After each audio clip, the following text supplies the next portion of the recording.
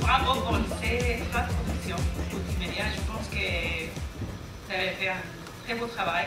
J'ai adoré, c'était très intéressant. J'ai appris énormément de choses sur Madagascar. Tatiana est venue dans notre classe et après nous on a choisi différents sujets. Nous on a travaillé sur les baleines, c'est mon animal préféré déjà. Et j'aime bien savoir comment elles vivent. Ce projet m'a donné envie d'aller voir l'association Setamada. Je ne connaissais pas, j'ai envie d'aller à Madagascar maintenant. Voilà, j'ai envie d'y aller, j'ai envie de découvrir comment c'est et comment on peut rentrer dans l'association et être bénévole. Je suis très émue, je vois des productions multimédia très belles et très créatives. En plus, il y a de ceux qui font leur podcast, leur production télévision, vidéo avec beaucoup d'humour et avec une créativité énorme. Je vois la capacité d'apprentissage de tous ces élèves qui sont devenus des journalistes, mes chefs, qui m'ont commandé des productions, qui ont préparé des interviews qui ont été très intéressantes à réaliser pour moi à Madagascar. J'ai écouté des podcasts, j'ai vu des expositions de photos, j'ai vu des vidéos, des journaux télévisés et des articles écrits. Elle se nomme la gardienne de l'eau. Elle ouvre le château d'eau installé par l'association Transmad à 7h du matin. Puis elle le ferme à midi.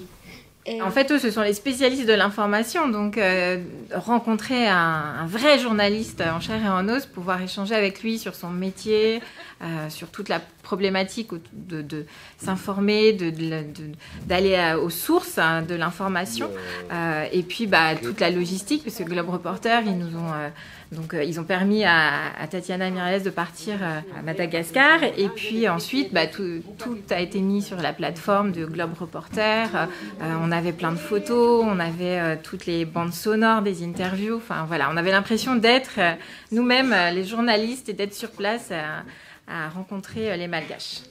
Au départ, on connaissait rien du tout, donc on a eu plusieurs séances où on s'est entraîné avec des faux reportages pour vraiment se familiariser en fait avec tout ce qui est médias. On a fait des reportages avec un fond vert, avec comme un journal TV reprogrammé un petit peu. On a réussi à enregistrer quelques reportages et donc ça nous a appris beaucoup plus de trucs aussi sur tous les médias, tout ce qu'il y a à faire sur les montages. On marque une petite pause et nous on a le temps d'être touchés par cette phrase-là. Les quatrièmes ont participé à la recherche d'informations, au choix des sujets. Donc ils ont participé à la hiérarchisation de l'information, qu'est-ce qu'on choisit, à quoi on renonce, dans quel sens on met les éléments, quelle intention on a, est-ce qu'on veut sensibiliser, apprendre des choses, divertir et dévoiler des émotions. Eux, quand ils ont choisi ce qu'ils voulaient garder dans le montage, c'était vraiment on veut sensibiliser, mais on ne veut pas non plus donner une image de Madagascar trop pénible. Peut-être que comme ça va donner envie aux gens de s'impliquer. Il y a pas mal des classes qui ont choisi de travailler sur ce thème de l'eau. Moi, je viens de là-bas. Nous, dans l'hémisphère sud, ça fait longtemps que nous, on est victimes de changement climatique. Mais quand même, l'eau, c'est ce qui nous lie partout dans le monde.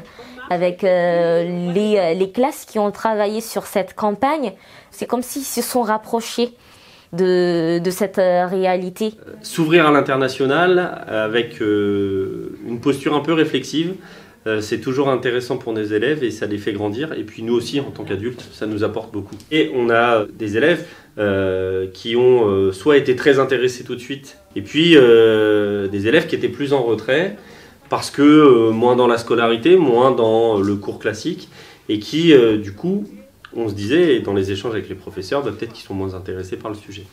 Et au final, en fait, les élèves qui étaient très en retrait, dont on se demandait s'ils avaient écouté les choses, à la radio, brillaient au niveau oral, et on retranscrit toutes les informations qu'ils ont eues, et en même temps ont eu cette capacité d'analyse.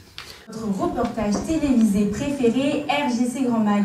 Nous sommes très heureux de vous annoncer aujourd'hui qu'on a eu la chance d'envoyer notre journaliste Globe reportrice Tatiana Miralles à Madagascar pendant 5 semaines. N'imaginez pas que j'allais présenter le projet. Il y a des moments où c'était très décourageant parce que je me suis dit c'est un long projet, c'est dur, il faut apprendre du texte et tout. Au final, ça s'est super bien passé, c'était super drôle, on s'est beaucoup aidés. Mathieu Ronfro, le sélectionneur de l'équipe malgache. Oh oui, je le connais bien. Est-ce que c'est lui qui t'a contacté? Oui, au début. Nous vous remercions d'avoir accepté notre invitation. Et puis donc quand on s'est mis d'accord sur la forme, on a commencé à parler un peu rédaction. Qu'est-ce qu'on va mettre comme sujet? Qu'est-ce qui vous intéresse? Et pour Tatiana et nous, du côté d'Anceny, qu'est-ce qu'on peut aller chercher sur Madagascar? Et puis après, ça s'est très naturellement fait. Les élèves se sont par groupe dit moi j'aimerais bien faire ça, moi ça. Et puis ça a été finalement assez rapide.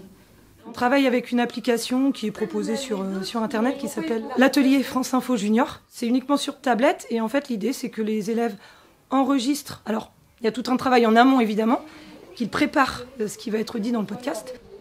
Silence dans le studio. Silence dans le studio. Nous allons vous parler de Madagascar. Bravo. Et donc vous avez fait les podcasts comme ça? Oui. C'est meilleur qu'un podcast. On le fait comme ça. Vous allez apprendre des jolies choses sur ce pays. Ensuite, ils écoutent. Ils peuvent faire des coupes, ajouter des choses, en fonction de ce qu'ils souhaitent. Et ensuite, il y a aussi le travail de montage, où ils mettent dans l'ordre qu'ils souhaitent.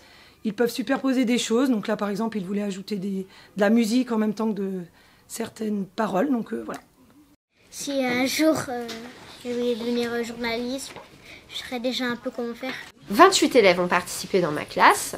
J'ai trouvé ce projet très intéressant, ça leur permet de s'ouvrir sur le monde, de découvrir des cultures extrêmement différentes des leurs et de valoriser aussi leur savoir et une première rencontre avec l'écriture d'articles de presse pour eux.